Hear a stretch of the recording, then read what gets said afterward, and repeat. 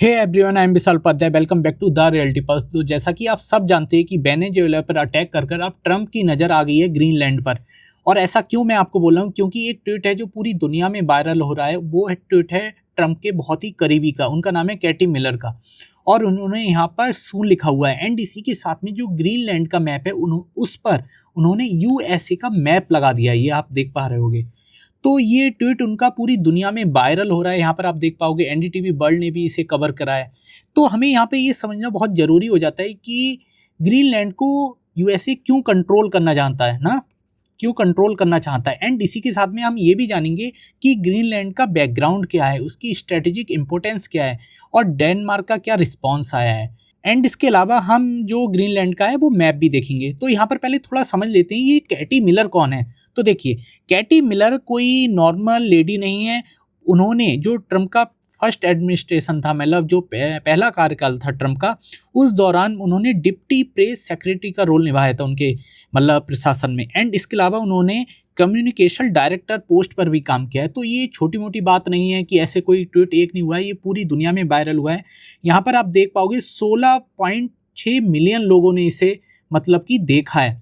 तो अब हम समझने की कोशिश करते हैं ग्रीनलैंड के मैप को। सबसे पहले मैप की तरफ देखते हैं। देखिए, ये है ग्रीनलैंड, इसकी राजधानी नुक है। एक तरफ इसके उत्तरी अमेरिका है, वहाँ पर कनाडा और यूएसए। यहाँ पर आप देख पाओगे यूएसए की राजधानी वॉशिंगटन है।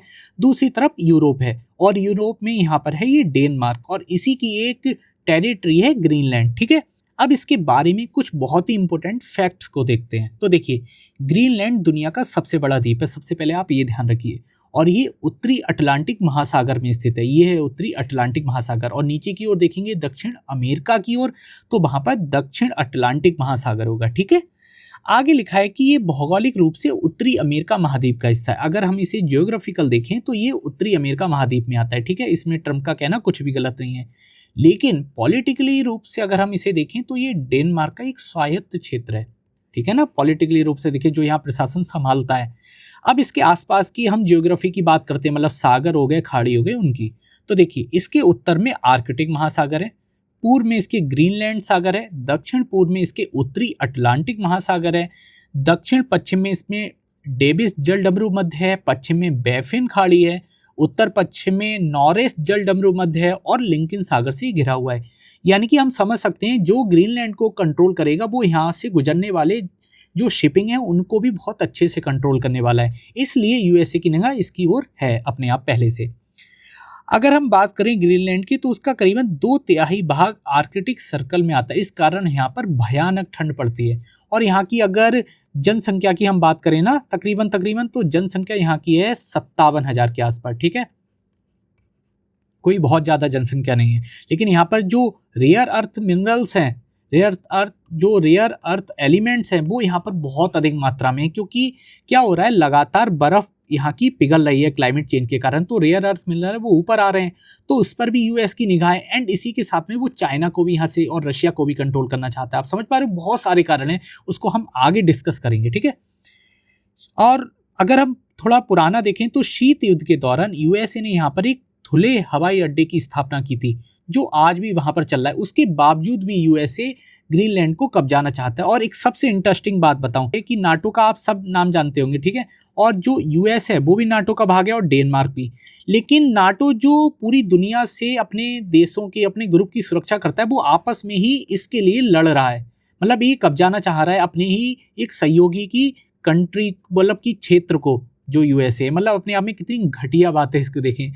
अब आगे बढ़ते हैं, इसकी स्ट्रेटेजिक इंपॉर्टेंस की बात करते हैं ग्रीनलैंड की। तो देखिए, ये जो ग्रीनलैंड है ये आर्कटिक क्षेत्र में स्थित है। ठीक है, और भविष्य का शक्ति केंद्र बन सकता है। मैंने आपको बताया यहाँ पर रेयर अर्थ एलिमेंट्स बहुत अधिक मात्रा में पाए जाते हैं। और यहाँ पर से जो है रूस और चीन की गतिविधियों पर भी नज़र रखी जा सकती है। मतलब वो क्या एक्टिविटी कर रहे हैं उस पर भी नज़र रखी जा सकती है, वो भी यहाँ से आप समझ पाओगे। और यानी कि जो आर्कटिक को कंट्रोल करेगा वही 21वीं सदी की ताकत तय करेगा। समझ पा रहे हो, 21वीं सदी को एक मतलब मेनली अच्छे कंट्रोल करेगा। क्योंकि देखिए, यूएस के सामने दो ही सबसे बड़ी ताकत है, एक है रूस, दूसरी है चीन। समझ पा रहे हो, पूरे वर्ल्ड में देखें तो अगर उसने रूस चीन को कंट्रोल कर लिया तो पूरी दुनिया को कंट्रोल कर लिया एक तरीके से यूएसए ने। इसके अलावा आर्कटिक और अटलांटिक महासागरों के बीच स्थित दुनिया का सबसे बड़ा द्वीप ग्रीनलैंड लगभग 300 वर्षों से डेनमार्क के नियंत्रण है, करीबन करीबन 1700 सन के आसपास से। ठीक है, ग्रीनलैंड अपने घरेलू मामलों का संचालन स्वयं करता है, जो भी उसके घरेलू एडमिनिस्ट्रेशन है, जैसे हो गया चाहे उसकी वहाँ पर कोई भी पुलिस का काम हो गया, ठीक है ना, कोई भी सोसाइटी का काम हो गया, वो सब वो खुद नियंत्रण करता है। लेकिन विदेश यानी कि फॉरेन पॉलिसी और डिफेंस के मामले में कोपेनहेगन यानी कि डेनमार्क जिम्मेदार है, मतलब डेनमार्क के पास जिम्मेदारी है विदेश। तो जैसे ही यूएसए ने कहा कि हम ग्रीनलैंड को लेंगे, वैसे ही डेनमार्क का तुरंत रिस्पॉन्स आया है। तो हम समझने की कोशिश करते हैं कि कैसे अचानक से पूरी दुनिया में तहलका सा मच गया है कि यूएस ग्रीनलैंड को कभी भी कब्जा सकता है। तो देखिए, यूएसए द्वारा वेनेजुएला में जो सैन्य हमला किया गया था, जो अटैक किया गया था, वो एक देश के खिलाफ कार्रवाई नहीं था अगर आप इसको डीप में समझेंगे, बल्कि ये और देशों को, जैसे कि डेनमार्क को एक धमकी थी कि भैया ग्रीनलैंड शांति से दे दो, दूसरी तरफ क्यूबा को धमकी थी, समझ रहे हो, तीसरी तरफ कोलंबिया को धमकी थी, समझ रहे हो मैं आपको बता रहा हूँ, और उत्तर कोरिया को धमकी थी ये। ठीक है, आप समझो, इतने देशों को धमकी सीधे मतलब एक इनडायरेक्टली दे दी थी, मतलब वेनेजुएला को लपेटकर यूएसए ने। यह पूरी दुनिया को दिखाने का संकेत था कि यूएसए अब सीधे ताकत का भी इस्तेमाल कर सकता है। सीधी सी बात है भाई। अब सबसे बड़ा सवाल यही उठता है, क्या यही डर अब ग्रीनलैंड के साथ जुड़ा होगा? क्या वेनेजुएला के बाद सबसे पहले यूएसए अब ग्रीनलैंड को टारगेट करेगा? आप समझ पा रहे हो? और इसका सबसे बड़ा कारण क्या है?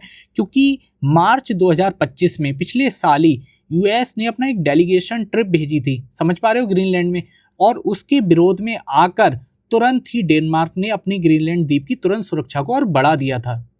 एंड इसी के साथ में मैं आपको एक बहुत ही इंटरेस्टिंग पॉइंट बताता हूँ। जो ग्रीनलैंड में विपक्ष के नेता हैं, वो एक तरीके से ट्रंप को सपोर्ट करते हैं और वो कहते हैं कि हम यूएस के साथ जाना चाहते हैं ना, यूएसए के मतलब कि नागरिक बनना चाहते हैं। तो अपने आप में डेनमार्क के लिए ये भी एक बहुत बड़ी खतरे की बात है। अब अगर डेनमार्क की गहराई से बात करें तो देखिए, डेनमार्क का हिस्सा तो है ग्रीनलैंड, लेकिन ये पूर्ण रूप से स्वतंत्र देश अपने आप में नहीं है।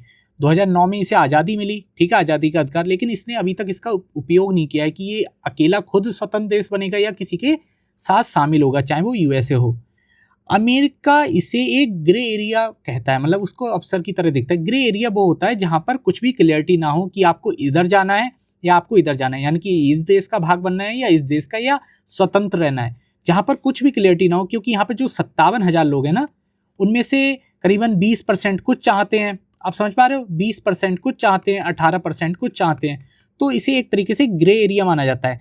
और क्या अमेरिका इसी कमजोरी का फायदा उठाना चाहता है, इसी ग्रे एरिया की कमजोरी का फायदा उठाना चाहता है? यही सबसे बड़ा सवाल है। और देखिए, जो ट्रंप समर्थक हैं, उनका ग्रीनलैंड को अमेरिका में दिखाना केवल प्रतीकात्मक नहीं है, एक तरीके से मैं आपको सही बता रहा हूँ, ये कोई आधिकारिक बयान नहीं है, हम सब जानते हैं, लेकिन ये विचार को सामान्य बनाने की कोशिश है, एक तरीके से नॉर्मलाइज करने की कोशिश है कि हर किसी के मन में ये बैठ जाए, यूरोप के लोगों के या पूरी दुनिया के लोगों में, कि भैया ग्रीनलैंड एक तरीके से अब अमेरिका का भाग कभी भी बन सकता है। समझ पा रहे हो ना, मतलब एक नॉर्मलाइज करने की कोशिश है, इस वाले एक विचार को मतलब इजाद करने की कोशिश है हर किसी के मन में, कि पहले सोशल मीडिया पर डालो फिर उसे लागू कर दो। यही इनकी स्ट्रेटजी होती है यूएसए की, आप समझ पा रहे हो।